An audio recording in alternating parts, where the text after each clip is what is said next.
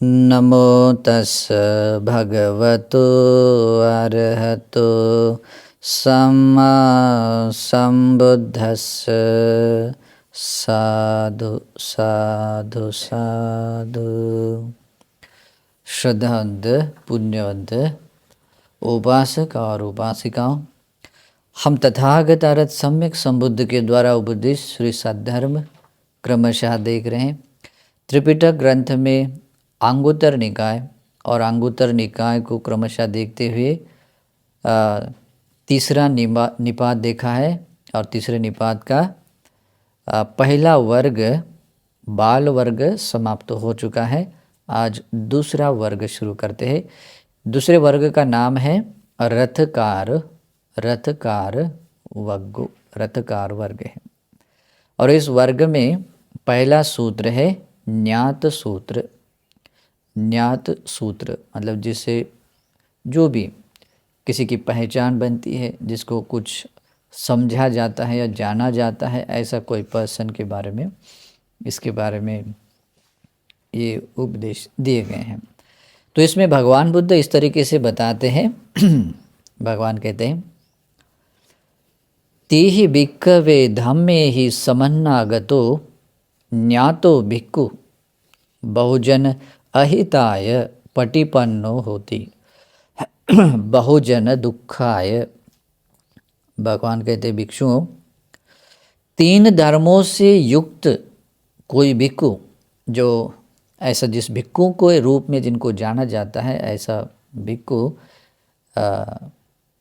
बहुजन अहिताय, बहुतों के अहित के लिए, बहुतों के दुख के लिए कारण बनने वाला, या दुख के लिए उसका जीवन हो या उसका आचरण हो, मतलब वो ऐसा होता है कि जिससे दूसरों का अहित ही हो, दुख ही हो।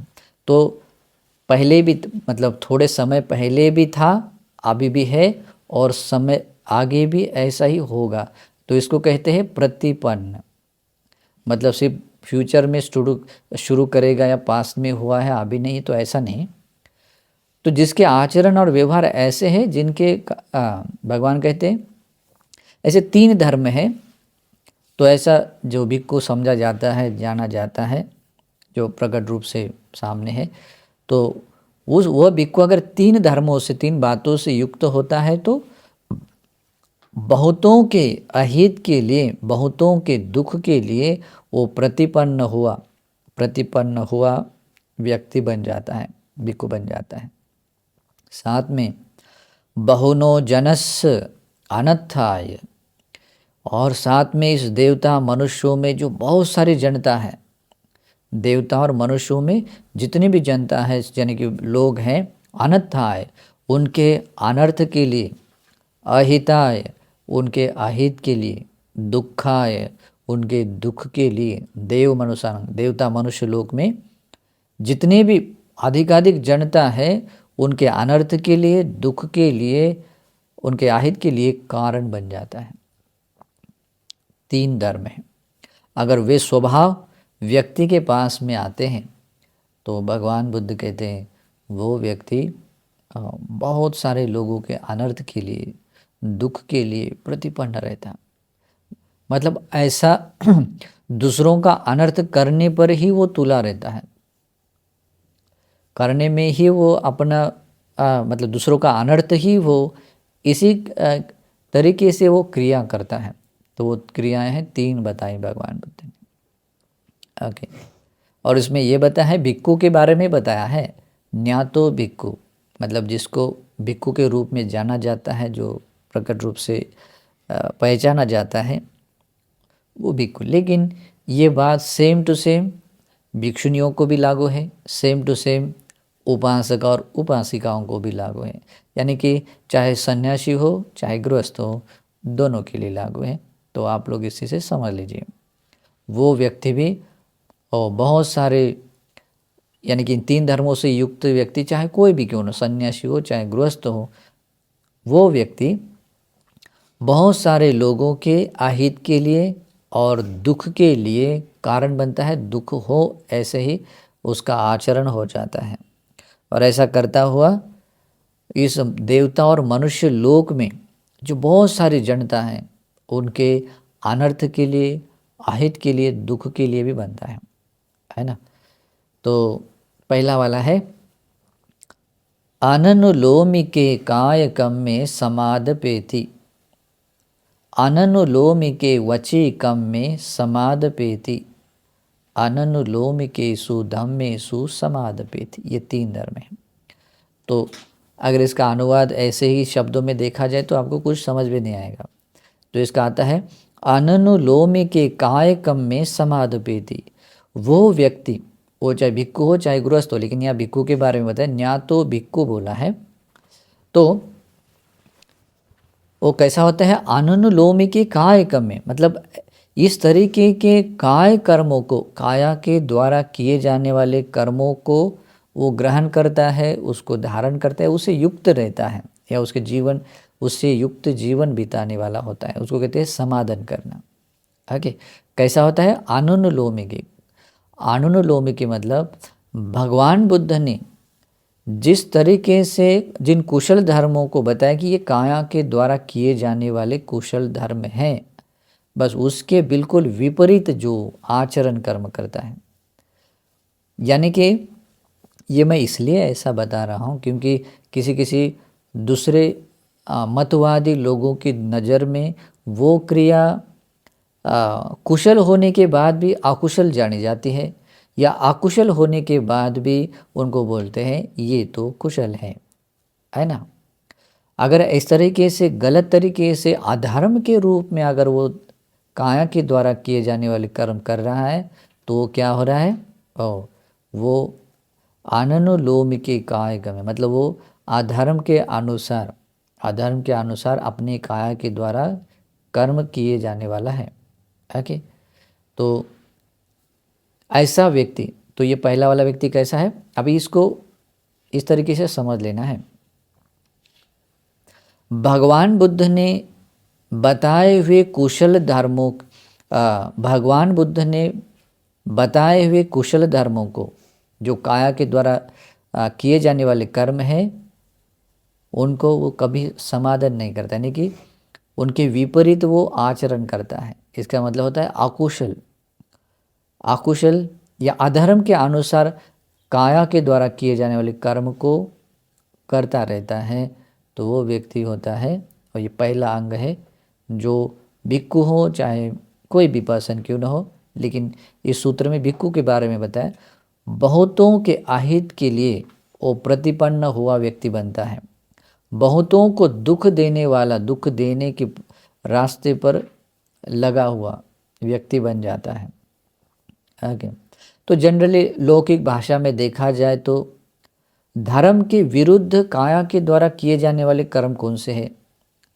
धर्म के विरुद्ध काया के द्वारा किए जाने वाले कर्म ऐसे हैं, कोई व्यक्ति किसी प्राणी को हाथ से, डंडे से, ढीले से, शस्त्र से प्रहार करता है, ये काया के द्वारा किए जाने वाला कर्म, यानी कि हिंसा, विहिंसा, चोरी करना, व्यभिचार करना, ये क्या है, और भगवान बुद्ध ने बताए हुए धर्म के विरुद्ध है ना।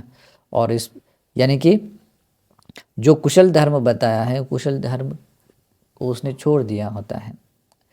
तो इस तरीके से जो व्यक्ति अनुचित तरीके से काया के अनुचित कर्म करता है, अधर्म को अपने काया की क्रियाओं में लाता है, तो ये बहुत बड़ा अनर्थ होता है ना। लोगों को पता ही नहीं चलता कि ये एक कर्म है और इससे मेरे द्वारा होता है, तो इसकी भूमिका इस संसार में कितनी बड़ी है, किसी को समझ में नहीं आता। लगता है कि मैंने यहाँ कर्म किया है, किसी को पता नहीं है।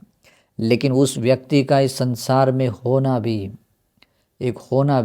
बहुत बड़े मतलब अधर्म के होने का वो प्रमाण होता है, अधर्म के होने का प्रमाण होता है। जैसे युग के समय, युग जो चेंजेस हो जाते हैं ना, तो ऐसे ही होते हैं। जब कभी अपनी काया से जो ऐसा अधर्म करना शुरू हो जाता है, उस व्यक्ति का एक होने से भी युग चेंज होना शुरू हो जाता है। ओके, मतलब उस व्यक्ति का अस्तित्व में होना भी जो काया के द्वारा अधर्म के अनुसार ये करता है तो अधर्म का होना होता है। ओके, तो भगवान बुद्ध कहते हैं कि वो व्यक्ति सचमुच बहुतों के अहित के लिए, बहुतों के दुख के लिए वो कारण बनने वाला या दुख देने के ही रास्ते पर लगा हुआ वो बन जाता है। और इसी से ये प्रकृति का संतुलन भी बिगड़ता है, क्योंकि लोगों को पता नहीं है ये प्रकृति यानी कि ये धर्म, निसर्ग और उस व्यक्ति का आचरण बहुत निकट का संबंध है। और इस कारण से यानी कि देवता मनुष्य का बहुत निकट का संबंध है, वो धर्म से है, वो शरीर से नहीं है। शरीर से कोई कोई पुण्यवान होता है तो इधर का उधर जा सकता है, उधर का इधर भी आ सकता है, वो बात अलग है। लेकिन ये धर्म के अनुसार एकदम निकट वाला संबंध है। ठीक है, तो जो व्यक्ति अधर्मानुरूप अपने काया के द्वारा कर्म करता है और उसे गुणधर्मों से युक्त होता है, अधर्म के अनुसार, अधर्म यानी कि अनुचित धर्म है, तो अधर्म के अनुसार वाणी के द्वारा किए जाने वाले कर्मों को भी समाधान करता है, ग्रहण करता है, उसके अनुसार जीवन जीता है। जैसे कि वो झूठ बोलना, चुगली करना, कठोर वाणी से बोलना और निरर्थक बोलना, ये क्या है? अधर्म की भाषा, अधर्म है उसमें। और इसी अधर्म के अनुसार अपने वाणी की क्रिया करता है, उन्हीं के अनुसार अपना जीवन जीता है, तो ये बहुत बड़े अनर्थ के लिए कारण बनता है। फिर आता है अनुलोमिकेषु धम्मेषु समादपेति। तो इसका मतलब होता है मन के द्वारा किए जाने वाले कर्म होते हैं, उन कर्मों में भी क्या होता है? अधर्म होता है। अधर्म यानी कि जिसमें कुशलता नहीं होती है। अधर्म होना यानी जिसमें मिथ्या भाव होता है। तो मन के द्वारा कौन से अधर्म के कर्म होते हैं? सबसे पहला आता है विषम लोभ,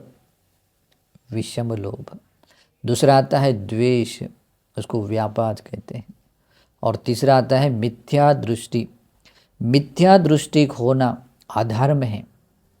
और जो कोई भी व्यक्ति, या तो भिक्खु बोला है, लेकिन कोई भी पर्सन क्यों न हो, इस तरीके के अधर्म के पक्ष में आने वाले कर्मों को व्यक्ति समाधान करता है, धारण करता है, उसके अनुसार अपना जीवन जीता है, तो भगवान बुद्ध कहते हैं वो व्यक्ति, इसमें काया वाचा मन के बारे में बताए, वो व्यक्ति कैसा है? भगवान कहते हैं इमे ही को भिक्खवे तीहि धम्मे समन्नागतो न्यातो भिक्षु। इन्हीं 3 धर्मों से युक्त जो भिक्खु जो जाना जाता है वो क्या होता है? बहुजन अहिताय पटिपन्नो होती।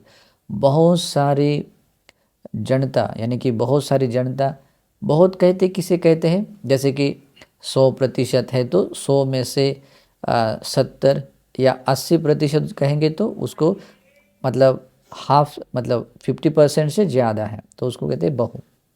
तो ऐसे अधिकाधिक लोगों के अहित के लिए कारण बनने वाला या अहित हो, ऐसा ही वो आचरण करने वाला प्रतिपन्न व्यक्ति, बहुजन दुखाय, बहुत सारे लोगों के दुख के लिए वो कारण बनने वाला। साथ में बहुनो जनस्य अनर्थाय अहिताय दुखाय देव मनुष्यान, और इस देवता मनुष्यों में जो बहुत सारी जनता है उसके अनर्थ के लिए, अहित के लिए, दुख के लिए वो कारण बनता है। ओके, तो एक मैं थोड़ा सा और भी एक उदाहरण बताता हूँ कि ये कैसे देवता मनुष्य, देवता का कैसे संबंध भी आता है। ओके, देवता का भी इसमें कैसे कनेक्ट होते हैं, मनुष्य तो होते ही हैं। ओके, कोई ना कोई सब प्रभाव हो ही जाता है।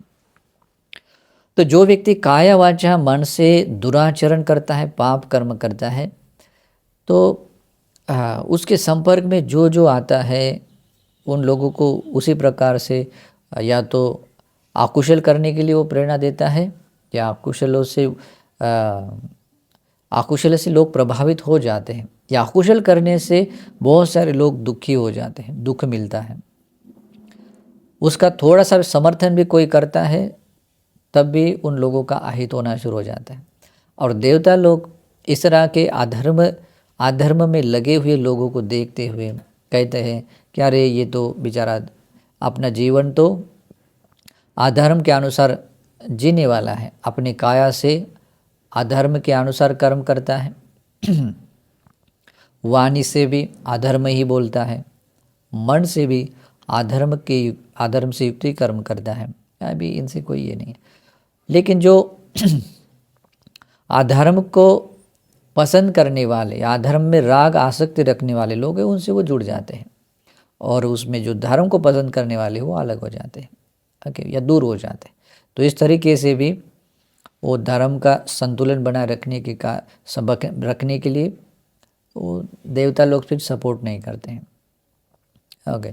और इस कारण से भगवान बुद्ध कहते हैं देव मनुष्यानं, देवता और मनुष्यों में जो बहुत सारी जनता है उनके अनर्थ के लिए, अहित के लिए, दुख के लिए कारण बनता है।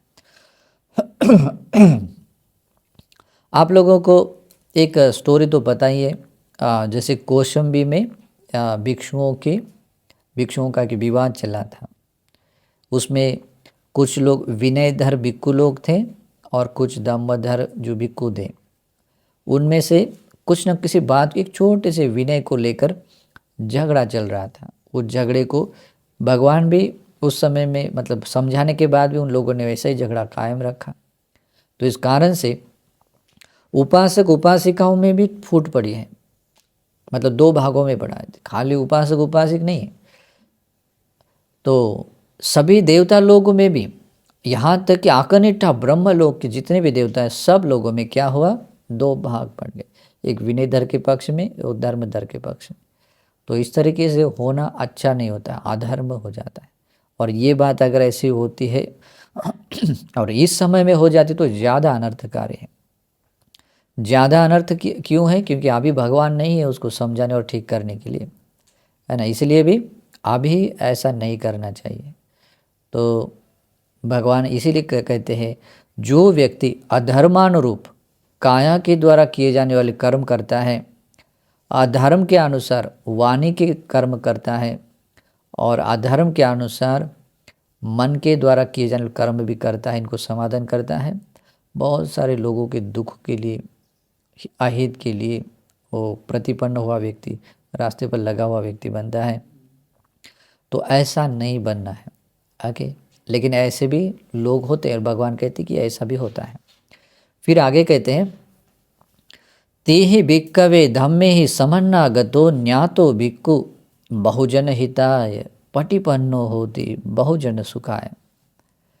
भिक्षुओं, तीन धर्मों से युक्त भिक्खु, जो भिक्खु के रूप में जो जाना जाता है वो भिक्खु बहुजन हिताय, वो व्यक्ति बहुतों के हित के लिए, बहुजन सुखाय, बहुतों के सुख के लिए प्रतिपन्न हुआ व्यक्ति बनता है, होता है। प्रतिपन्न यानी मतलब ऐसे रास्ते पर है जिससे कि सभी लोगों का हित होगा, सभी लोग सुखी होंगे, ओके। और साथ में भगवान कहते हैं बहुनो जनस अत्थाय हिताय सुखाय देव मनुष्यानं। इस देवता और मनुष्यों में जो बहुत सारी जनता है, बहुत सारे लोग हैं, उनके अर्थ सिद्धि के लिए, अर्थों में परम अर्थ निर्वाण है। परमार्थ क्या है? निर्वाण है। हितों में परम हित क्या है? निर्वाण है। और सुखों में भी परम सुख है, निर्वाण है। तो भगवान बुद्ध कहते हैं ऐसा भिक्खु क्या होता है? देवता और मनुष्यों को परम अर्थ देने के लिए, परम हित और परम सुख देने के लिए वो कारण बनता है, ठीक है। फिर आगे भगवान बुद्ध कहते हैं कतमेहिति, वो तीन धर्म कौन से हैं जिन धर्मों के कारण कोई व्यक्ति इस तरीके से बहुजन हिताय बहुजन सुखाय प्रतिपन्न व्यक्ति बनता है। तो भगवान बुद्ध कहते हैं अनुलोमिके कायकम में समादपेति। अनुलोमिके कायकम में यानी कि काया के द्वारा किए जाने वाले ऐसे कर्मों से युक्त रहता है कि जिस कर्मों जो कर्म भगवान बुद्ध ने बताया कि ये कुशल है और कुशलों का वो समाधान करता है, अकुशलों को छोड़ देता है। तो इसका मतलब होता है भगवान बुद्ध ने बताए हुए धर्म के अनुसार जीवन जी रहा है, काय कर्मों को स्वीकार कर रहा है, उसका समाधान कर रहा है, तो इसको अनुलोमिक बोलते हैं। अनुलोमिक का अर्थ होता है जो अकुशल है, जैसे जीव हिंसा से दूर रहना, चोरी से, व्यभिचार करने से दूर रहना, ये क्या है? कुशल है। और इसी प्रकार के इन कुशल धर्मों को समाधान कर लेता है। तो भगवान बुद्ध कहते हैं वो व्यक्ति धर्मानुकूल अपने काया के कर्मों को करने वाला व्यक्ति होता है। अनुलोमिके वची कम्मे समादपेति, अनुलोमिके यानी कि वाणी के द्वारा किए जाने वाले कुशल धर्मों को वो धारण करता है और वाणी के द्वारा किए जाने वाले अकुशल कर्मों को छोड़ देता है। तो वाणी के द्वारा कौन कौन सा अकुशल होता है? वाणी के द्वारा कोई व्यक्ति झूठ बोलता है, चुगली करता है, कठोर वाणी से बोलता है और निरर्थक बोलता है। तो इन 4 तरह के अकुशलों को छोड़कर कुशल वाणी के कुशल कर्मों में अपने आप को लगाता है, उसके अनुसार जीवन जीता है, तो उसको कहते हैं समादपेति, समाधान करता है। तो ऐसा करता है।